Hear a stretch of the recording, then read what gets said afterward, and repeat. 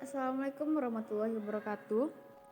Baiklah, saya akan membahas PowerPoint mengenai perubahan silet gelombang pada tari gelombang. Perkenalkan, nama saya Magdalena Tijureta, NIM 19023024. Tari gelombang merupakan salah satu tarian tradisional Minangkabau di Sumatera Barat. Satu di antara seni tari tradisi dalam upacara adat Minangkabau yang berkembang merata, hampir dimiliki setiap nagari. Secara umum, gelombang difungsikan untuk menyambut tamu yang dihormati. Namun, dalam prakteknya, tarian ini lebih banyak muncul dalam upacara pernikahan Minang, karena tarian ini berfungsi sebagai penyambutan tamu yang dihormati.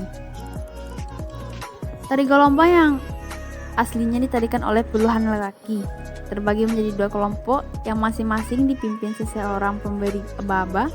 Kelompok pertama mengawali rombongan tertamu, dan kelompok kedua mengawali tuan rumah.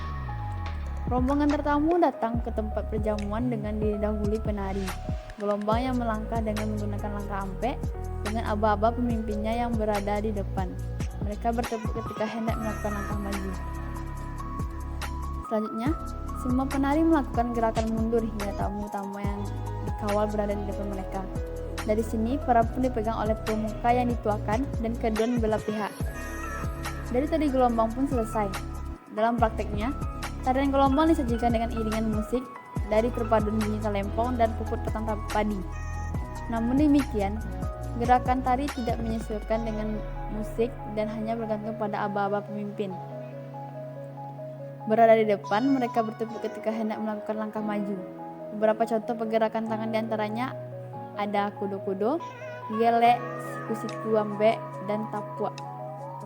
Sementara itu, untuk pergerakan kaki dikenal sejumlah istilah seperti langkah duo, langkah tigo, dan langkah ampek. Dengan menggunakan pola lantai dua baris berbanjar ke belakang, para penari menari membawakan gerakan tari yang indah secara serempak, meninggi untuk kemampuan merendah sambil menuju dan mundur secara perlahan laksana gelombang air di lautan. Contoh tari gelombang pada perubahan silet gelombang. Selanjutnya, tidak begitu jelas asal-usul sejarah tari gelombang.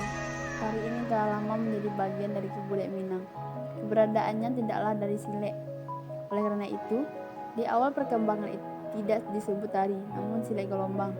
Kesenian ini merupakan mata rantai dari keberadaan sasaran.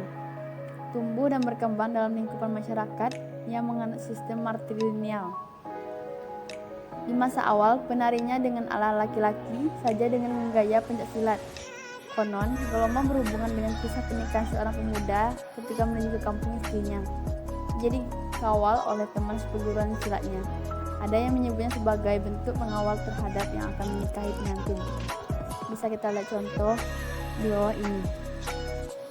Sekian dari penyampaian saya. Assalamualaikum warahmatullahi wabarakatuh.